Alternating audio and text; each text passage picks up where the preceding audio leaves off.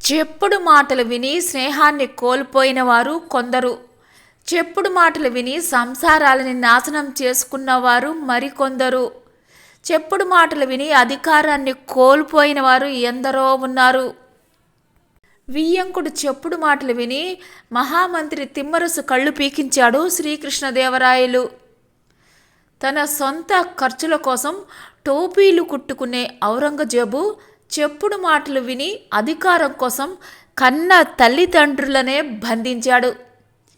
తల్లి గర్భంలో చనిపోయే బింబిసారుడిని తన ఉపాయంతో బతికించాడు చాణక్యుడు. కానీ చివరికి చెప్పుడు మాటలు విని బింబిసారుడే చాణక్యుడి మరణానికి కారణమయ్యాడు. చెప్పుడు మాటలు విని కురు సామ్రాజ్యంపై పగ పెంచుకున్నాడు శకుడు.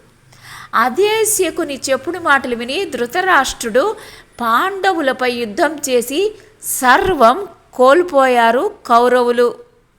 మందర చెప్పుడు మాటలు విని కైకేయి శ్రీరాముడినే అరణ్యాలకు పంపించింది.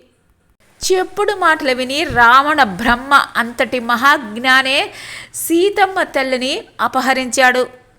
రాముడితోటి యుద్ధానికి దిగి మరణించాడు.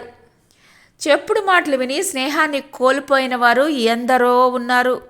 శకుని చెప్పుడు మాటలు వినడం వల్ల హస్తినాపుర మహా సామ్రాజ్యమే సర్వనాశనం అయ్యింది.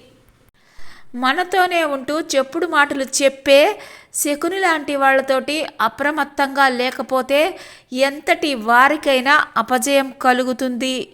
ఈ విషయాన్ని ఈ చరిత్ర తెలియజేస్తుంది.